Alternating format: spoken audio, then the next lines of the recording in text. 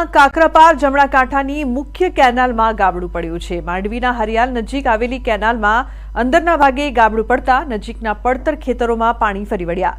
ગાબડાનું સમારકામ કરવા માટે સિંચાઈ વિભાગ દોડતું થયું છે। હાલમાં ગાબડું રિપેર કરવાની કામગીરી પૂરજોશમાં ચાલી રહી છે। ગાબડાના રિપેરિંગની કામગીરીને લઈને 2 દિવસ કેનાલ બંધ રખાશે। તો બીજી તરફ હાલમાં ખેડૂતોને શેરડીની રોપણી ચાલી રહી છે, જેથી 2-3 દિવસ નહેર બંધ રહેતા ખેડૂતો ચિંતામાં મુકાયા છે। आज सवारे वहेली सवारे रेग्युलर इंस्पेक्शन दरमियान आ बाबत ध्याનમાં આવેલી હતી અને ઉપરથી આપણે પાણી ઓછું કરવા સવારે જ જણાવેલું છે। પાણી ઓછું થતા 4 થી 6 કલાક જેટલો સમય લાગે છે। ઉપરથી પાણી ઓછું થાય સ્થળ નિરીક્ષણ કરતા ધ્યાનમાં આવશે કે કેટલું ગાબડું પડેલ છે અને એના આધારે કામગીરી કરવાની થશે।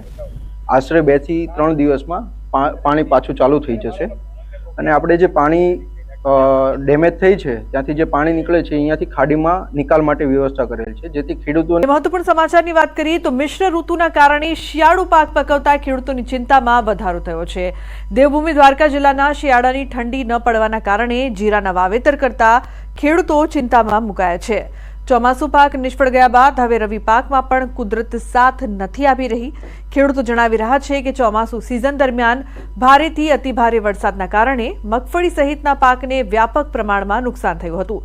ત્યારે હાલ શિયાળુ પાકનું વાવેતર કરવાની તૈયારી કરી લીધી છે, પરંતુ વાતાવરણ અનુકૂળ ન હોવાના કારણે ખાસ કરીને જીરુના પાકનું વાવેતર થઈ શકે તેમ નથી, જેથી કરીને ચણા, ધાણા સહિતના પાકનું વાવેતર કરવું પડે તેવી સ્થિતિનું નિર્માણ થયું છે।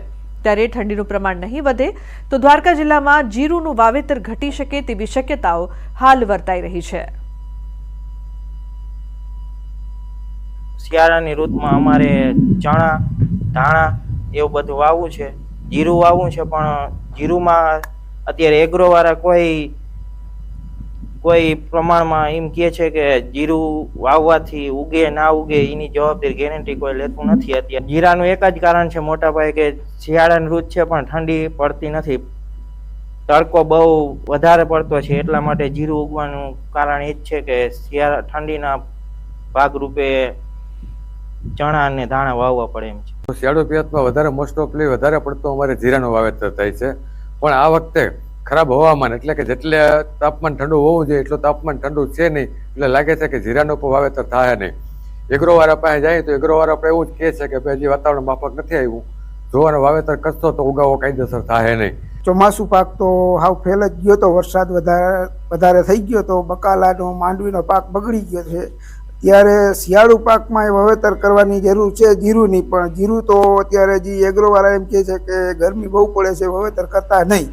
તો અત્યારે અમે ધાણા અને ચણાનું વાવેતર કરીએ છીએ, એવી કરીએ છીએ કે એ કરીએ, બાકી જીરું વાવવાની એમને એગ્રોવાળાની સલાહ લીધી, એ પણ ના પાડે છે।